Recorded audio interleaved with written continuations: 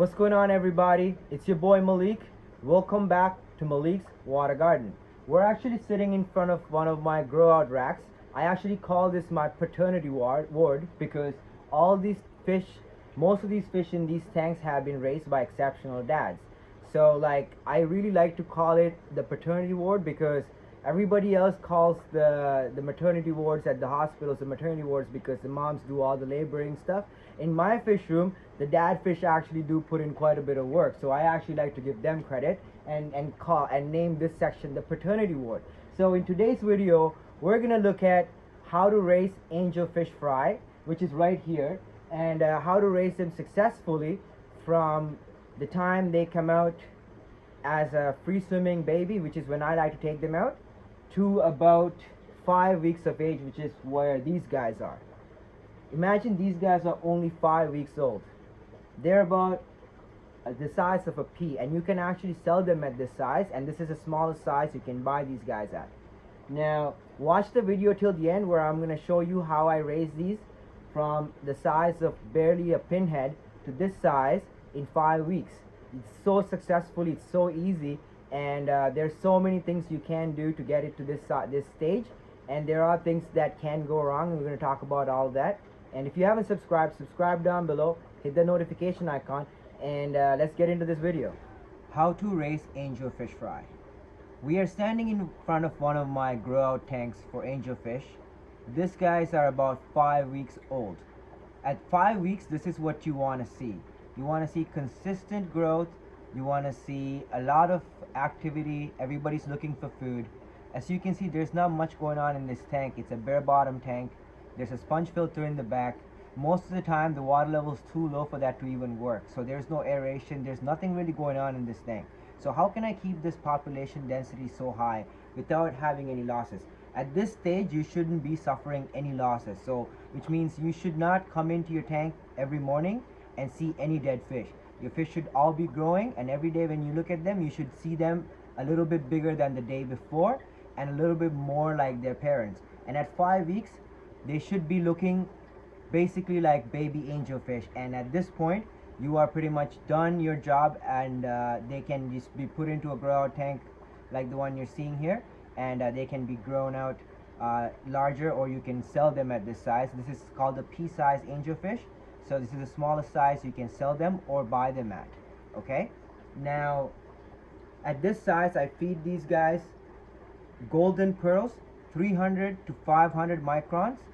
You can also feed them crushed up flake food, high quality with a high protein content, low fat content, and also you can feed them things like tetratropical color granules. I started feeding these guys tetratropical about 2 to 3 days ago now, and they're also getting crushed up North Fin bug bites and color enhancing, so they are getting transitioned to regular pet food or fish food.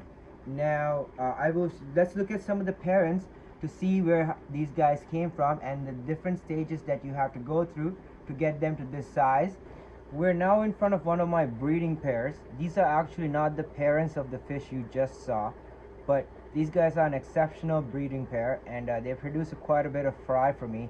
They just haven't been producing for the last couple of weeks because she suffered an egg loss in her stomach. So she's now recovering from that.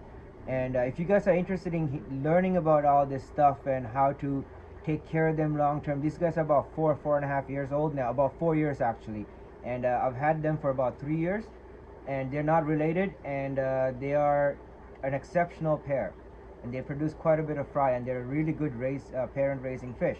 Now these guys are about to lay eggs in about a week. So what I do is basically, there's a piece of slate in the back. You can see the slate. I clean that up with something like a sponge like this, or this is actually my preferred cleaning tool for the tiles. I use the scraper and I go into the tank and I just scrape it down like gently, and I make sure there's no algae or debris or anything else on the tile. Okay.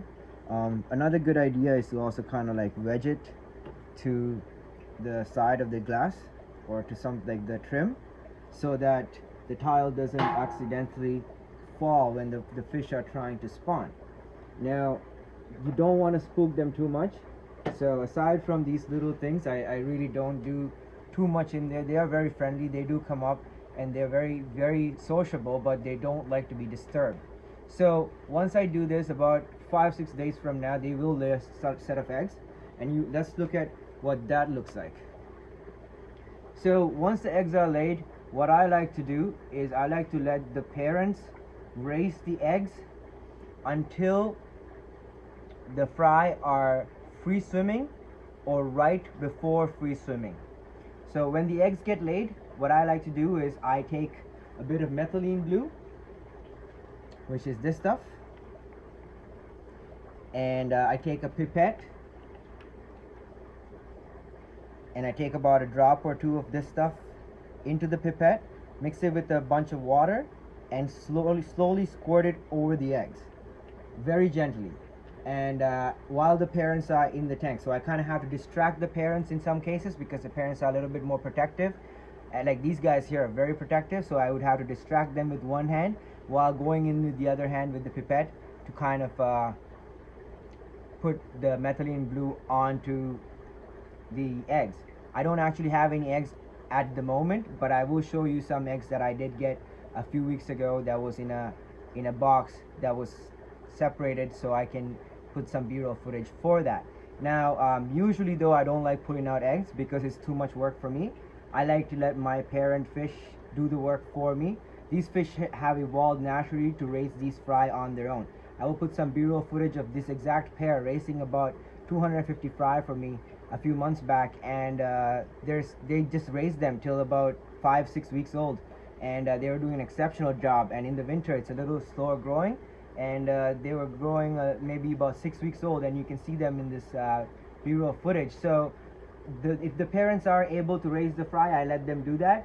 If the survival rate is not as high as I would like them to be, I would take the fry at the point when they start swimming, and I would put them into one of these containers that you're seeing now, and so then we would raise them in the container. Now this is the most crucial stage of fry raising, which is when you have them in the container for the first 7 days. They are very susceptible to things like high nitrates, bad water quality, and not having enough food available at the whole time when they're in there. You need to be feeding them constantly, and they need to be eating constantly. So the thing I like to feed my fry, which gets me the most results in a container like this that you're seeing, is baby brine shrimp. So I hatch my own brine shrimp in a brine shrimp hatchery. So if you want to see that, comment below and let me know. I'll make a video for that separately, but I actually can link you guys several videos online that does show how to do that. But if you do really need me to make this, I can. So I make the brine shrimp, and I take the brine shrimp and I feed the fry about every 3 hours throughout the day that I'm awake. Now they also don't need to eat when they're sleeping, but what happens is if they do sleep for, like, let's say I have my lights off for 18 hours, so they will sleep for the whole 18 hours and not eat, which would not be good for them because they need to be eating. So what you want to do is have some ambient light if your room is dark, so that they are awake for at least 12 to 14 hours, and be force feeding them a lot of food. I wouldn't say force feed them, but you have to have a lot of food available in the tank, in the container.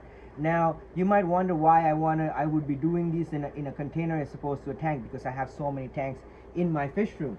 The reason for doing that is because in a container it's so much easier to maintain the water quality, because I can change the water every day, and also it's easier for the fry to get food because I can put a little bit of brine shrimp, and it's a small container, so the brine shrimp can't go anywhere, and the fry can just easily get to them and eat them. Now after about 4 weeks you can move them into a tank, which is what you're going to see now. So these guys here are about 3 to 4 weeks old. They're between 3 and 4 weeks old. Now at this stage you can move them into a tank, which is when I like to move them into a tank. It's about 3 weeks old, and these guys have been in this tank for about 3 to 4 days now, and you can clearly see they are starting to look like angelfish. They're starting to grow tails, and what you really want is consistent growth. If you look in the tank, you can see every single fish in the tank is the exact same size. There's no like odd ones out. There's no misshapen ones. Since the parents for these fish are not related, the fry are all perfect. They all have perfect fins. They all have no deformities. They have no genetic issues. They're from two separate lines, from two separate breeders that I got the parent fish from, and they're exceptional parents. They're exceptional quality fish, and they're not related. So these fry are very high quality, and they're gonna look very stunning. Now, in between this stage and the stage you take them out, that's when it's the most crucial. So from day 1 to day 5 of the fry's free swimming stage, they're very vulnerable to some kinds of things happening for them, like lacking food and water quality issues. Now, even somebody like myself, I've been breeding angelfish since I was 7 years old. My dad was so proud when I first hatched my first group of angelfish, and I raised about 100 fry out of my first hatch, and I was 7 years old. And he told this story to his friends for a very long time. I think he still tells this story when he talks about me to some of his friends. So like, it's like a very proud moment for him, and I feel very proud about myself as a young child being able to do that. Now, what you have to really do is maintain really high water quality. And my point of the story actually was that even somebody that has that long experience, I still ended up killing a bunch of fry the other day accidentally by not changing the water in time or not feeding them in time. So like, these things do happen to everybody. So don't get discouraged if something does happen. The fish does reproduces so frequently. Like my parent fish are like clockwork in the summertime. They lay a clutch of eggs every 2 weeks. So you can get a new clutch of eggs every 2 weeks. So just get better at it every single time, and just be vigilant and do the water changes every day. So what I like to do is I like to do the water changes in the fry raising containers once a day, about 95% water change. So like, I take almost all the water out, and what I do is I will wipe down the inside of the container with my hand, and the fry move away from your hand. Well, after about day 2, they actually are very aware of your hand, and they run off from your hand. They all swarm together, and they're very easy to corral into like areas where you don't want them to, away from like the siphon and stuff. And I can use like a bigger hose, but if you're not comfortable, use a small airline tubing and suck out all the dirt and debris. And this is where like you really have to do this for higher survival rates. If you don't do this, your fry will die every single day. You'll lose like 5-10% fry, which means by the end of it, you probably would have like 20-30 fry left by this point. So what you really want is to be on top of your water changes daily. Wipe down the surface of the tub that you're keeping them in, or the small tank that you're keeping them in if it's like a 5-gallon, and then suck out all the dirt and debris and take out as much water as possible with the airline hose or a small tube. After doing that, fill the tank back up with water from either the parent tank or another tank with aged water. Don't use dechlorinated tap water or anything like that, because the fry are susceptible to like water chemistry changes and stuff like that, and you don't want to mess with them right now. At this point, you want to really baby them. Now, once they get to about 4 or 5 days, you will stop losing any fry. Now, if you're getting good at keeping them, taking care of your environment, by day 5, you shouldn't be seeing any dead fry in the container. Between day 1 and day 5, from free swimming, you will see the odd dead fry, maybe 1 or 2, sometimes even 4 to 5. If you have a 300-400 clutch spawn, you might see 5 dead ones in the morning on the second day. On the third day, you might see 5 more and dead. But that's completely normal. Don't get discouraged.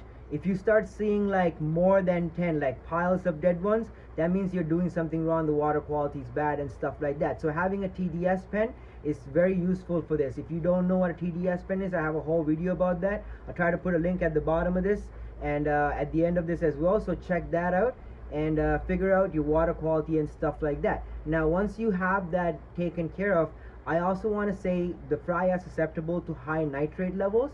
They will start developing deformities and stuff. So you don't want to have high nitrates in your container, which really boils down to one thing: change the water in the container daily. I also have water containers that I have designed that can change the water automatically from the main tanks, but it's just easier for me to have them in these smaller containers. So that's what I use these ones. But if you do want me to make a separate video about my fry raising containers that I have, that I use for like small loricariids and stuff, I can make a video about that separately as well. So having said that, basically at this point, you basically are going to stop losing fry at day 5, day 6. You're going to have a most of your fry now are going to start growing consistently. They're going to look like little tennis balls or little footballs moving around in the tank full of brine shrimp. If you don't see them full, that means they're not eating enough, which means you are losing fry at some point, and the consistency of the growth starts dropping.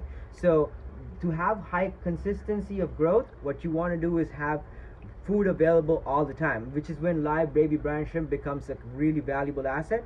I like to put I don't like to wash the salt off of the brine shrimp when I take them out of the hatchery. I just put them directly into the tubs, because I change the water out of these quite frequently, that I don't find the salt accumulates in my setup.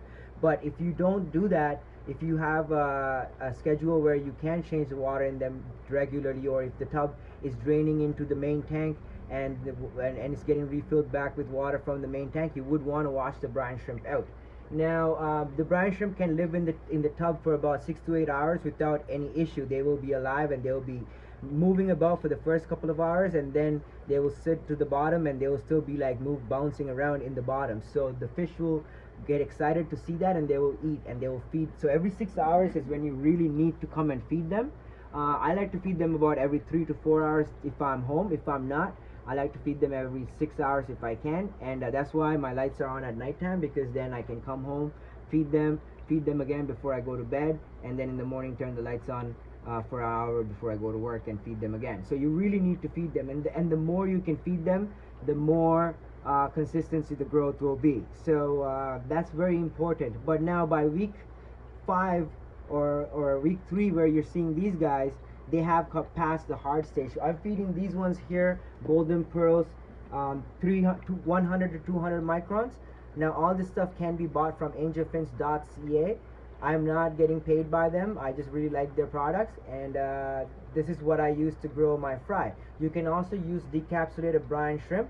Basically from the stage that they're about a week and a half, you can basically start feeding them decapsulated brine shrimp and or golden pearls 100 to 200 microns. I actually do feed them golden pearls from about the first week, at the end of week 1, with baby brine shrimp. I like to feed them baby brine shrimp because they seem to eat the baby brine shrimp way more than the golden pearl at the younger stages. But once they get to about the 3rd week, they're not really, they don't care, they just want food. So if there's food in the tank, they will actively go look for it. And if you can see, like on the tank before, there was no crud on the bottom, even though I don't actually siphon the bottom or anything. There's actually baby catfish in there that I cannot siphon the bottom, but then you can't really see any crud or mom buildup after 5 weeks of those fry being in there, because they really eat everything in the tank, and there's very little poop because there's very small fish. So if you combine all these fish, they don't adapt to much bioload. So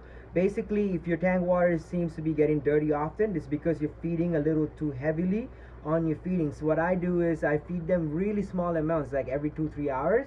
If you are not going to be available for like 5-6 hours, feed a little bit extra. But what you can also do is have like these corridoras here. They don't predate on the fry, so I have these in this tank. I also have super reds in some of my other grow out tanks, and you know, you can put a pleco in a tank, no problem. You can put a grow out. I would not recommend putting a grow out hypancestris or a grow out rhinoloricaria, because I did lose a whole batch of rhinoloricaria because they were not as predacious enough to get the food before the angelfish. The angelfish just kept eating all the food, and the rhinoloricaria just ended up dying one by one. So like I lost a whole group of rhinoloricaria fry because I tried to mix the 2 species thinking that it might work. So there's situations that do work, like you can have baby bristlenose, super reds and stuff like that.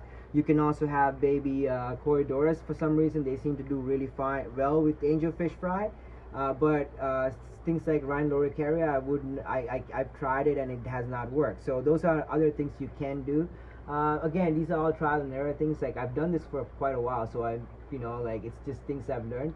If you do have questions, you can comment below and ask questions and let me know. Basically, at this point, there's not much I can give you guys. You know, this is where most people can raise angelfish from this point onwards, because they'll be eating anything that you throw in the tank. Basically, if you want them to grow really high, really fast, you want to keep the temperature above 78 degrees Fahrenheit, which is what these guys are at, about 80 degrees right now. And the highest I would put them at is about 84 degrees Fahrenheit. when the eggs are hatching, if the temperature is warm, I believe there's a higher chance of getting males, but that it has not been proven, but that has been the theory for many species, so I would not want to risk that. And I like to keep mine at about 78 to 80 degrees, and they do really well. And in the winter, the temperatures in their tanks could drop to about 74, 75 degrees, and I intentionally let them drop. Sometimes I put them in tanks where the temperature does drop a little bit, so they slow down on the breeding, because I don't want them to be breeding the female to be laying a clutch of eggs every 2 weeks, which is very taxing on the female. If you haven't checked out part 1 and part 2 of this video series, where I talk about raising angelfish, setting up breeding pairs, breeding them and all that, please check those out. I'll put links to that at the end of this. This will be a series, so there'll be 3 videos on this. This is the last video for the series. If you have any other questions, comment below and ask me, and I can make a 4th video follow-up. And aside from that, there's not much more I can say.